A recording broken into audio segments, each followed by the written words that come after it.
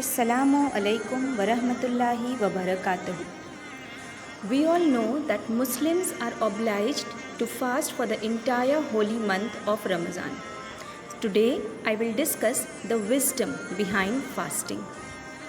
Fasting is abstinence from food and drink from 1 to 2 hours before sunrise to sunset.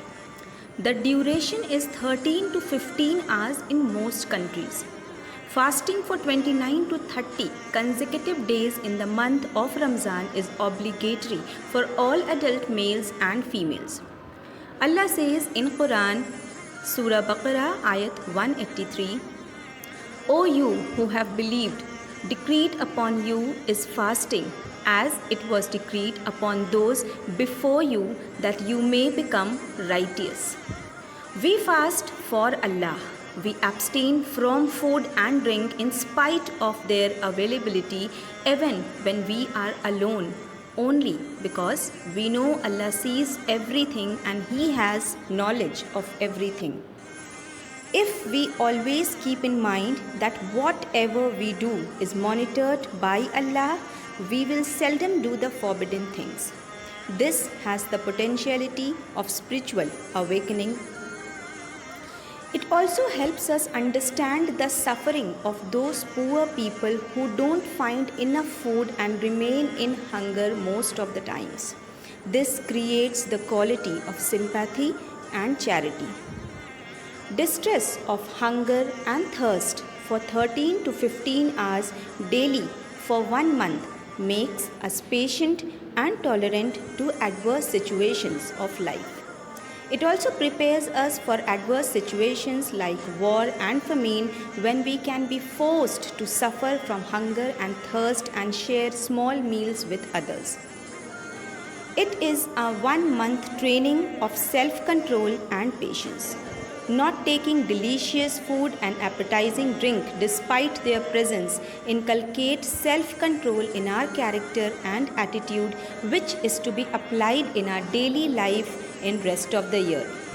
This helps us abstain from bad deeds even if it appears appealing. Similarly, we can do a good deed even if it appears heavy to us. Let us ask few questions from ourselves. Number 1, why do we fast for 30 consecutive days?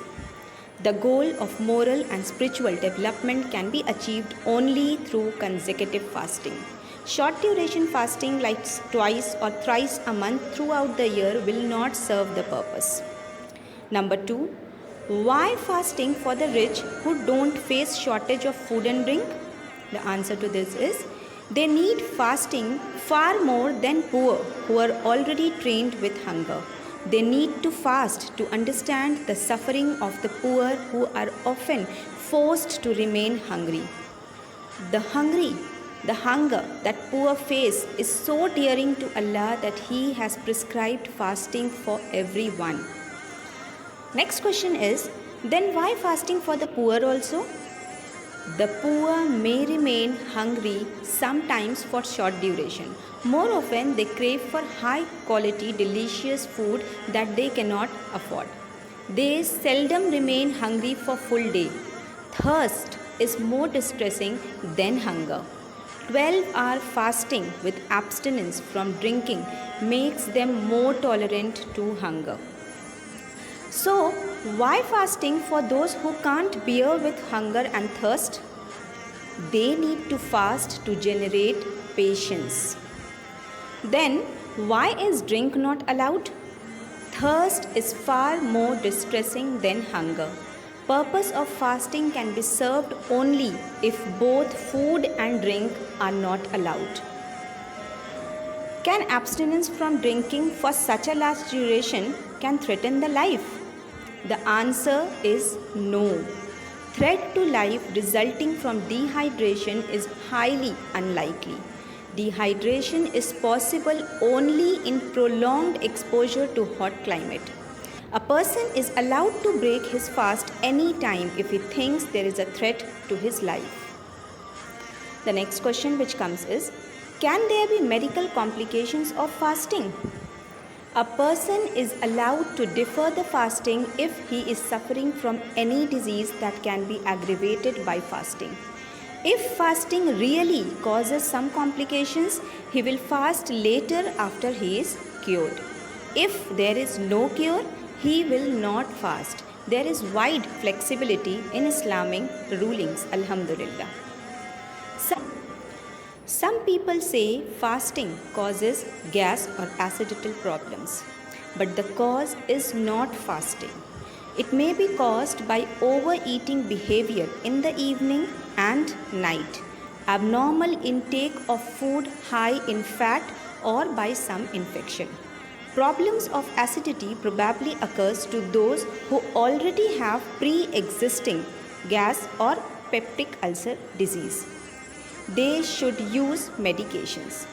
Occurrence of fresh gastric problem in a healthy individual appears to be rare.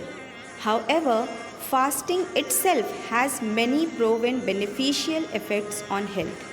If really and rarely any complications happens after prolonged consecutive fasting that cause pain, suffering or death, then he will be rewarded hereafter, inshallah.